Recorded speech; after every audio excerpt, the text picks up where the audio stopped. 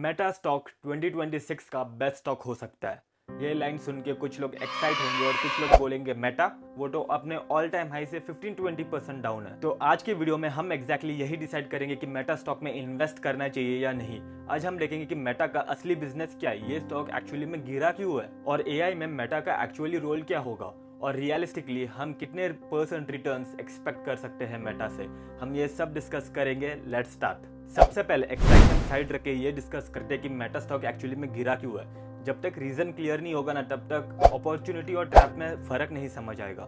Meta stock जिसे पहले Facebook भी कहते थे वो एक्चुअली 3 मेन रीजंस की वजह से गिरा है। पहला रीजन है एआई कैपेक्स शॉक। मेटा ने खुल के बोला कि अगले 2-3 साल में वो लोग हेवी आर्टिफिशियल इंटेलिजेंस में इन्वेस्ट करने वाले हैं।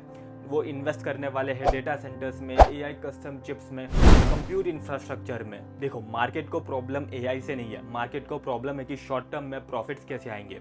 जब कंपनी बोलती है कि खुल के कि हम लोग हेवीली इन्वेस्ट करेंगे, आज खर्चा करेंगे और प्रॉफिट्स का बाद में सोचेंगे, तो शॉर्ट टर्म में स्टॉक पनिश होता ही है। सेकेंड रीजन है एआई नैरेटिव में मेटा जो एआई में इन्वेस्टमेंट कर रहा है वो फ्लैशी नहीं लगता। देखो अभी कंपटीटर्स का देखो, एनवीडिया आर्टिफिशियल इंटेलिजेंस के लिए चिप्स बनाती है, ओपन एआई का चैट जीपीटी है, ये माइक्रोसॉफ्ट ओपन एआई सब एक दूसरे में इन्वेस्ट कर रहे हैं, गूगल फ्लैशी डेमोस दिखा रहा है। मेटा क्वाइटली एआई बिल्ड कर रहा है एड्स के बैकएंड में। प्रॉब्लम ये कि मार्केट को फ्लैशी दिखता है, प्लम्बिंग नहीं, इसलिए परसेप्शन के अकॉर्डिंग भी मेटा थोड़ा लैग कर रहा है। थर्ड रीजन है रेगुलेशन। यूएस और यूरोप में है ना, privacy, data usage, AI regulation और इलेक्शन सब एक साथ चल रहा है। ये मेटा के ऊपर परमानेंट ओवरहैंग क्रिएट करता है। बिजनेस तो स्ट्रांग है बट वैल्यूएशंस कंप्रेस होती है। स्टॉक मार्केट नंबर्स का गेम नहीं है, स्टॉक मार्केट गेम है एक्सपेक्टेशंस का। और जब एक्सपेक्टेशंस थोड़ी कम हो जाती है ना तब बेस्ट कंपनीज भी हेवीली करेक्ट करती है एंड मेटा के साथ यही हो रहा है। तो जब अब ये क्लियर हो गया कि फॉल क्यों आया तो अगला लॉजिकल स्टेप है कंपनी के अंदर झांक के देखना, क्योंकि स्टॉक गिरता है प्राइस से पर इन्वेस्टमेंट डिसाइड होती है बिजनेस से। अब सीधा बिजनेस देखते हैं। देखो, मेटा आज भी कैश जनरेटिंग मशीन है। एनुअल बेसिस पे मेटा का रिवेन्यू $200 बिलियन से भी ज्यादा है। ये कोई स्टार्टअप का नंबर नहीं है, ये global media plus tech giant का नंबर है। इतने बड़े रिवेन्यू बेस पे मेटा का ऑपरेटिंग प्रॉफिट 35 से 40% है। इसका मतलब जो 100 रुपीज का रिवेन्यू वो कमाते हैं, 35 से 40% डायरेक्टली उनके जेब में जाता है। कंपेयर टू इंडिया में आप देखोगे कि बहुत कम कंपनी से जो 15-20% से ज्यादा ऑपरेटिंग प्रॉफिट देते हैं। कंपनी हर साल tens of billions of dollars का फ्री कैश फ्लो कमाती है। फ्री कैश फ्लो मतलब सारा पैसा जाने के बाद सैलरीज का, सर्वर्स का, R&D पे भी खर्चा करके जो भी सब बाद में जो फ्री कैश फ्लो बचता है, tens of billions of dollars every साल कमाती है कंपनी। डेट यानी कर्जा तो ऑलमोस्ट जीरो ही है, बल्कि उनके कैश और कैश इन्वेस्टमेंट्स में $80 बिलियन से ज्यादा अमाउंट पड़ा हुआ है। ये नंबर्स देख के एक बात तो क्लियर हो रही है, ये कोई स्ट्रगलिंग कंपनी के नंबर्स नहीं है। देखो, मेटा को सर्वाइवल का प्रॉब्लम नहीं है, मेटा को रेलेवेंस का भी प्रॉब्लम नहीं है।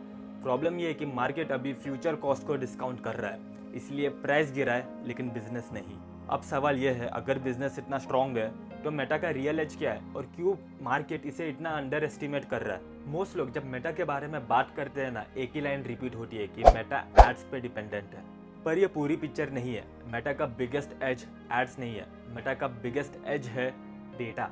रोज के रोज मेटा के इकोसिस्टम पे 3 बिलियन से ज्यादा लोग एक्टिव रहते हैं। फेसबुक, इंस्टाग्राम, व्हाट्सएप, 3 ऐप्स, एक इकोसिस्टम और इतना ज्यादा डेटा कि दुनिया की बाकी कंपनीज इतना डेटा इमेजिन भी नहीं कर सकती।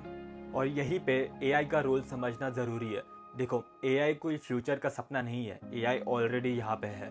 तो मेटा का एआई क्या करता है, एड्स को बेटर टारगेट करता है, सही टाइम पे सही यूजर को सही एडवर्टाइजमेंट दिखाता है। इससे कन्वर्जन इंप्रूव होता है और जो पैसा लगाता है एड्स पे उसका आरओआई इंप्रूव होता है। अब एक सिंपल चेन रिएक्शन समझो। जब एडवर्टाइजर पैसा बनाता है वो अपना एड का बजट बढ़ाता है। जब एड का बजट बढ़ता है तब कंपनी का रिवेन्यू बढ़ता है। जब कंपनी का रिवेन्यू बढ़ता है तब मार्जिन एक्सपैंड होता है और जब मार्जिन एक्सपैंड होता है प्रॉफिटेबिलिटी इंप्रूव होती है।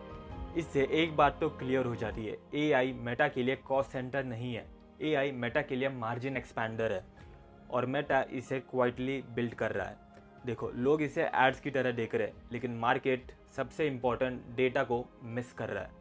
और जब आप डेटा और एआई की पावर समझ लेते हो ना तो नेचुरली नेक्स्ट क्वेश्चन आता है कि मेटा इस एआई रेस में कैसे इन्वेस्ट कर रहा है।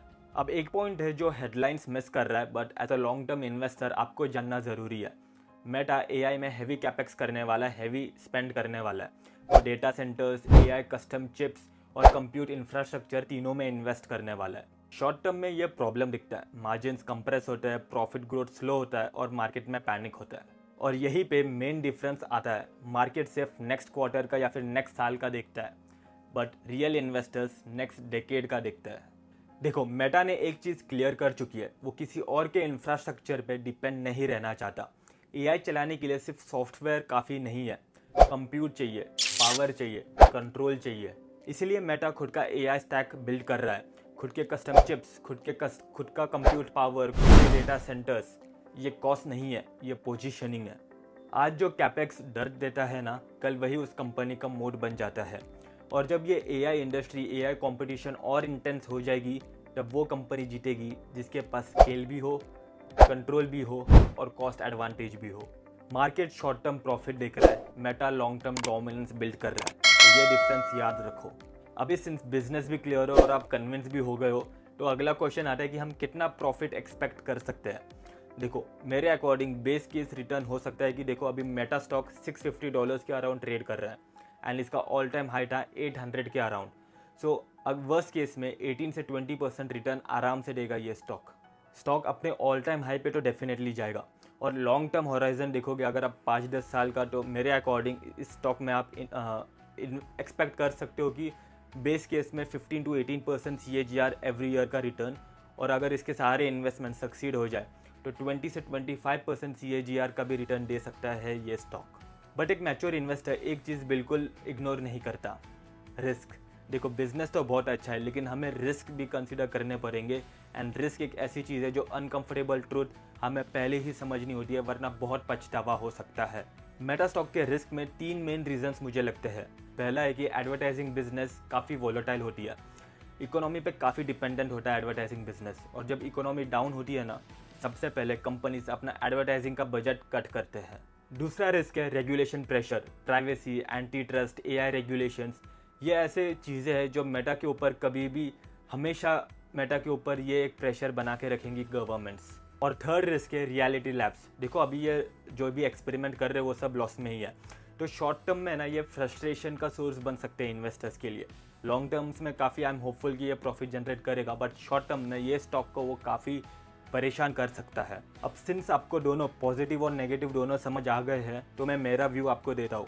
मैं मेटा में हेवीली इन्वेस्ट कर रहा हूँ। मुझे यूएस स्टॉक का एक्सपोजर चाहिए, और यूएस स्टॉक में मैं स्पेसिफिकली इनोवेशन और एआई पे जो स्टॉक है उन्हें सर्च कर रहा था, एंड मेटा मुझे उसमें एक परफेक्ट फिट लगता है। मेटा स्टॉक को मैं अक्यूमुलेट करूंगा ओवर दिस ईयर। जैसे जैसे स्टॉक और गिरेगा मैं इसमें अक्यूमुलेट इन्वेस्टमेंट करते जाऊंगा। आप SIP भी रन कर सकते हो। इसमें बल्क इन्वेस्टिंग मत करना, क्योंकि ये स्टॉक काफ़ी वोलेटाइल हो सकता है। जो इन्वेस्टमेंट्स करेंगे शॉर्ट टर्म में शायद ये प्रॉफिटेबल ना हो कंपनी के लिए, तो ये स्टॉक बहुत फ्लक्चुएट करेगा। तो बल्क में इन्वेस्ट मत कीजिए, आप धीरे धीरे अक्यूमुलेट कीजिए ये स्टॉक को। So quick review of this video. Meta stock अपने ऑल टाइम हाई से 15 से 20% डाउन है। कैश फ्लो स्ट्रॉन्ग है, इसके रेवेन्यूज $200 बिलियन से प्लस है, और बैलेंस शीट एकदम क्लीन। एआई में हेवीली इन्वेस्ट करना चाहता है ये मेटा, किसी पे हेवीली डिपेंडेंट नहीं रहना चाहता। एआई में सब कुछ खुद का इकोसिस्टम बनाना चाहता है। सो आई बिलीव आगे जाके ये कंपनी हेवीली प्रॉफिट्स कमाएगी जब एआई की कंपटीशन बहुत इंटेंस हो जाएगी। अगर आपको ये वीडियो अच्छा लगा तो प्लीज़ लाइक एंड कमेंट। अगर आपके पास और कोई इंडियन या यूएस स्टॉक हो जिस पे आप चाहते हो मैं एनालिसिस करूँ, प्लीज़ कमेंट्स में मेंशन कीजिए। मैं डेफिनेटली उस पर एक डिटेल्ड वीडियो लेके आऊँगा। वो सबके लिए एक लर्निंग अरे कहना क्या चाहते हो, नॉलेज भी हो जाएगा। एवरी वीक मैं 1 quality finance investment related long form video मैं इस यूट्यूब चैनल पे डालूंगा। So request you to subscribe invest with Kartik and let's grow smart together. See you soon.